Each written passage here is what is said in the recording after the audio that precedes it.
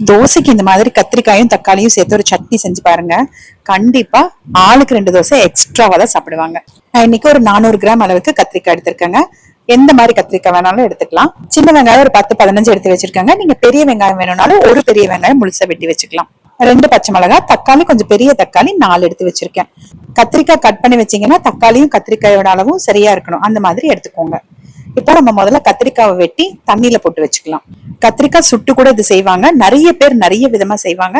இது நாங்க செய்யற மெத்தட்ல நான் சொல்லியிருக்கேன்.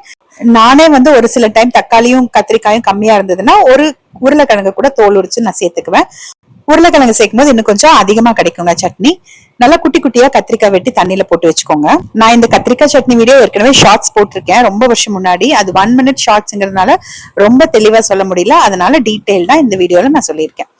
தக்காளியும் நம்ம வெட்டி வச்சுக்கலாம். இது இட்லிக்கும் நல்லா இருக்கும். ஆனா எங்க வீடுகள்ல கத்திரிக்காய் சட்னி, வங்காய் பஜ்ஜின்னு சொல்லுவோம் தெலுங்குல. வங்காய் பஜ்ஜினாவே கண்டிப்பா தோசை தான், ஆப்பத்துக்கும் சூப்பரா இருக்கும். பொங்கலுக்கு கூட தொட்டுக்கலாங்க. நான் எப்ப செஞ்சாலுமே இது 2 நேரத்துக்கு சேர்த்து செஞ்சிருவேன். பச்சை மிளகாவும் கட் பண்ணி வச்சுட்டோம். அவ்வளவுதான். கட் பண்ற ப்ராசஸ் எல்லாம் முடிஞ்சுதான். ஒரு குக்கர்ல 2 ஸ்பூன் அளவுக்கு எண்ணெய் ஊத்திட்டு நம்ம வெங்காயம் பச்சை மிளகாய் சேர்த்து ஒரு 2 நிமிஷம் வதக்கி விட்டுக்கலாம். நான்லாம் முதல்ல பண்ணும்போது எதுவும் வதக்கி கூட விட மாட்டாங்க. எல்லாத்தையும் ஒட்டுக்கா போட்டு குக்கர்ல வேக வச்சிருவேன்.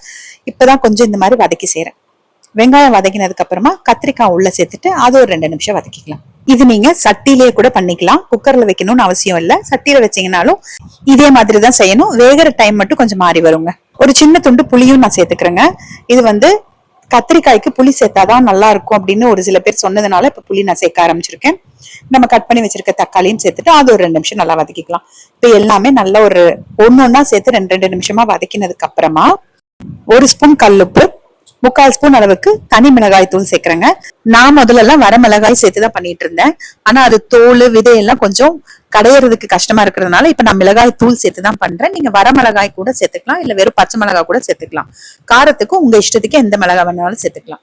1/2 டம்ளர் தண்ணி ஊத்தி குக்கர் மூடி வச்சு வெயிட் போட்டு ஒரு 3 விசில் விட்டீங்கன்னா போதும். நல்லா குழஞ்சு வெந்துருங்க. குழஞ்சு வெந்தாதான் கடையிறதுக்கும் நல்லா இருக்கும். நல்லா ஆவி இறங்கினதுக்கு அப்புறமா திறந்து பாத்துக்கோங்க, கலந்து விட்டுக்கோங்க. இதுல கொஞ்சம் தண்ணி இருக்கு, தக்காளியிலயும் தண்ணி இருக்கும். நம்ம வேற 1/2 டம்ளர் தண்ணி ஊத்தி இருக்கோம் பாருங்க. சூடா இருக்கும் போதே கொஞ்சம் கொத்தமல்லி தலை சேர்த்துட்டு அப்படியே மத்து வச்சு கடைஞ்சிக்கலாம். இதே நீங்க சட்டியில வச்சிருந்தீங்கன்னா எல்லாம் வதக்கி விட்டு எல்லாம் மிளகாய் தூள் எல்லாம் சேர்த்துனதுக்கு அப்புறமா தண்ணி ஊத்தி ஒரு 10 நிமிஷம் வேக வச்சு எடுத்துட்டீங்கன்னா வெந்துரும். அதுக்கப்புறம் அப்படியே சட்டிலேயே நீங்க கடைஞ்சிக்கலாம். அவ்வளவுதான். இது மிக்சியில போடணும்னு அவசியம் இல்ல. நல்லா கடையிறதுக்கு சூப்பரா கடைய வரும். கடைஞ்சு எடுத்துக்கோங்க. அவ்வளவுதான். நைஸா கடைஞ்சு எடுத்துக்கோங்க. மிக்சியில போடுற மாதிரி இருந்ததுன்னா நல்லா ஆற விட்டுட்டு தண்ணி வடிச்சிட்டு மிக்சியில ஒரே ஒரு திருப்பிட்டு அப்புறம் அந்த தண்ணியை உள்ள சேர்த்துக்கோங்க. மிக்சியில போடுற மாதிரி இருந்ததுன்னா கம்பல்சரி சூடு நல்லா ஆறினதுக்கு அப்புறமா போடுங்க. ஏன்னா மிக்சியில போடும்போது தெரிச்சு மேல விழுந்ததுன்னா மூஞ்சில கையில எல்லாம் விழுந்ததுன்னா கொப்பளம் வந்துருங்க. கொஞ்சம் பாத்துக்கோங்க. அவ்வளவுதான். அந்த தக்காளி, கத்திரிக்காய், வெங்காயம் எதுவுமே உருவம் தெரியாத அளவுக்கு கடைஞ்சு எடுத்துக்கிட்டீங்கன்னா வேலை முடிஞ்சதுங்க. அவ்வளவுதான். நான் கப்ல மாத்திட்டேன். உங்களுக்கு இன்னும் கொஞ்சம் தண்ணி மாதிரி வேணும்னா குக்கர்லயே ஒரு 1/2 டம்ளர் தண்ணி ஊத்தி நல்லா சூடானதுக்கு அப்புறம் இந்த சட்னியோட சேர்த்துக்கோங்க. சட்னி தாளிக்கிறதுக்கு திரும்ப 2 ஸ்பூன் எண்ணெயில கடுகு, கடலைப்பருப்பு, உளுந்து பருப்பு, கருவேப்பிலை, வேணும்னா பெருங்காயத்தூள் எல்லாமே சேர்த்து கொட்டிட்டீங்கன்னா சுவையான கத்திரிக்காய் சட்னி ரெடி. தாளிக்கிறதுக்கு வேணும்னா 1-2 வரமிளகாய் கூட சேர்த்துக்கலாங்க. நான் மிளகாய் தூள் சேர்த்ததுனால நல்ல கலர் கிடைச்சிருக்கு. நீங்க வரமிளகாய், பச்சை மிளகாய் கூட தனியா சேர்த்துக்கலாம், கலந்தும் சேர்த்துக்கலாம்.